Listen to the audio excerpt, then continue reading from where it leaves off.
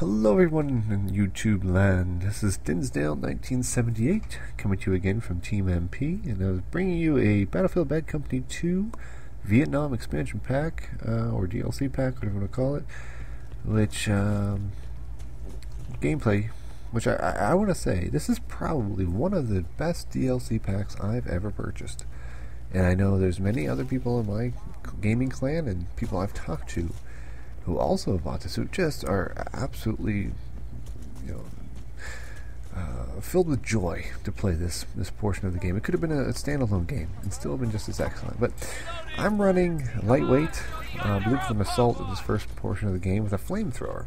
For those of you who hadn't had a chance to play this game, or at least this expansion with the Vietnam weaponry, I suggest picking up the flamethrower just for some fun. It's probably a little easier on one of the smaller maps.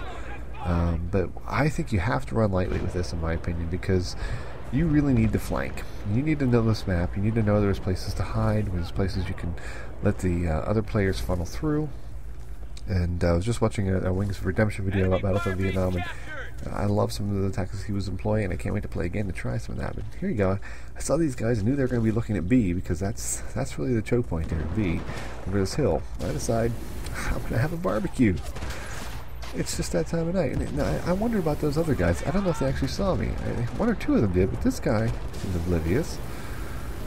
He's still looking at B. I know he saw me. I don't know. They do end up getting me there, only because I turned the wrong way probably. I probably should have turned to them. Might have got one or two more. But the fun with the flamethrower is really you have to flank, try and get it from the side, because you're going to probably lose a one-on-one gun engagement. It's just not, it's powerful, but doesn't have range. So any gun, if they can get one or two shots on you, you're probably not going to get it. So I knew they were going for a boat here. I decided to see if I can get in the boat and swing around the shoreline, maybe snipe some of them off here. And the boats are so much fun in this game. They can be a little bit of a nuisance in some of the maps, but if you get a chance to get in one and roll it around, it's great. Now, you heard there that the music was playing, and I'd like to say that if anybody from DICE ever hears this, and they probably already heard this commentary, put music back in some of these vehicles somehow. My thought on it is, if you could put music from your media collection of your own hard drive, so make it basically a player within a vehicle. It's not going to be broadcast to all the other players, so you don't have to worry about copyright or things like that.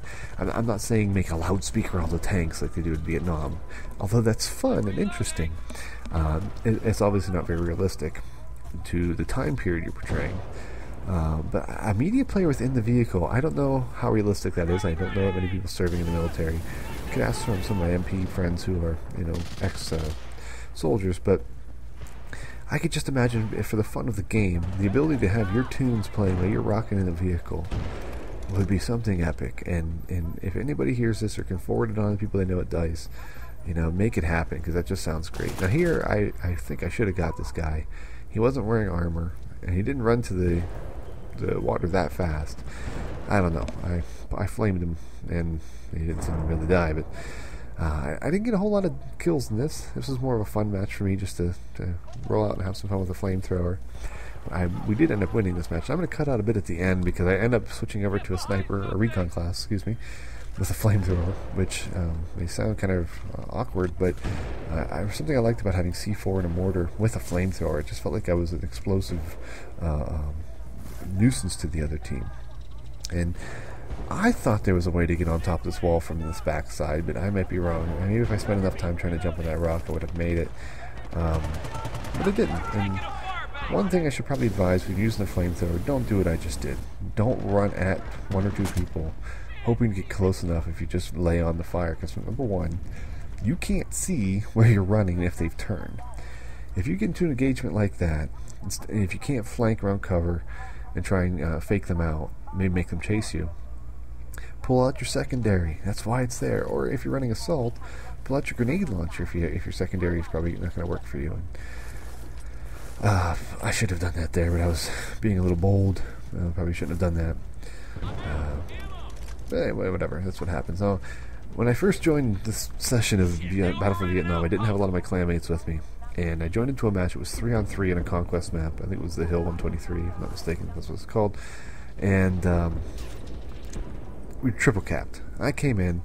We almost won that match after I basically single-handedly turned that first match around by just destroying the other team. And, oh, tags!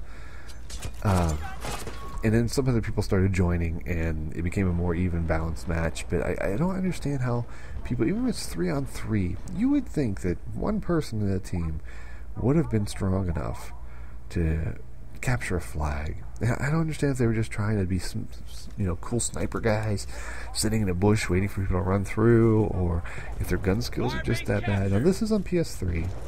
I'm not getting into some sort of console war. But sometimes there are some terrible players on PlayStation 3, and there's terrible players on the Xbox as well.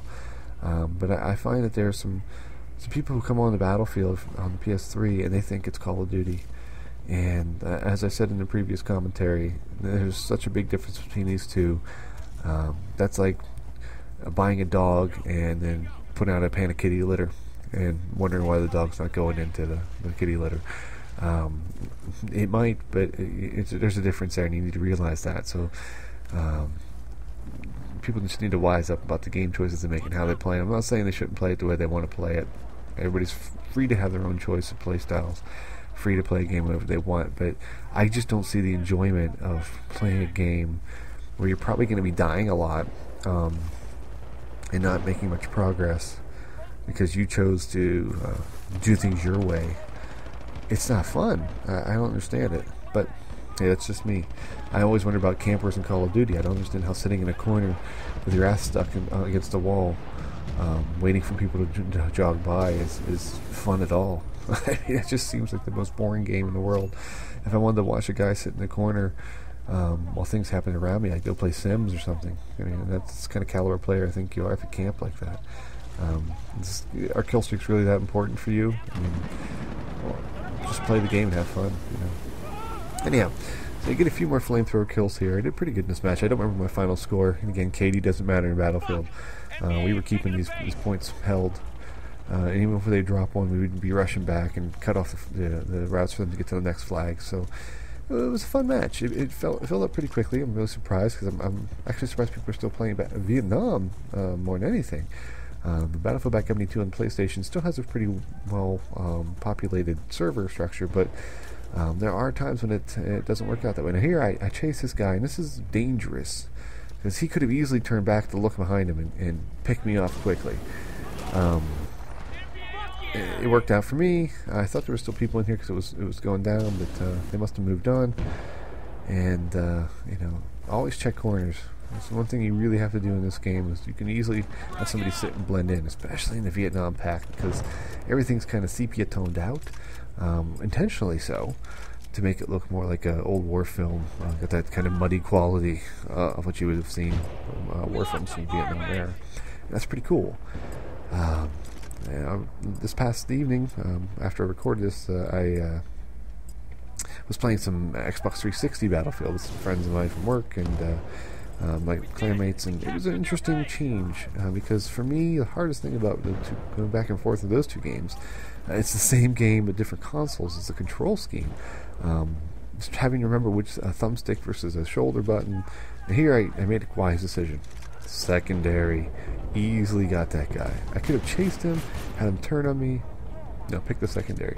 And I remember in this game I saw the boat going out there, and I said to myself, can a flamethrower take out a boat? And I really wish this guy would have parked it there on that island so I could have came down on top of him and tried to flamethrow him right out of the boat. But he chose to drive it up to try and flank A. And I was hoping to catch him here, and I don't remember if I did or not. But I love that you can actually hear the music. This is the intro music if you ever start up Vietnam. So it kind of gives you a funny sensation hearing it in the game. So they always turn the station to Wagner. I'm sorry, there's something about that moment having that. Now here, I got stuck on a fence. I just want to say, that happens to me more times than not. So.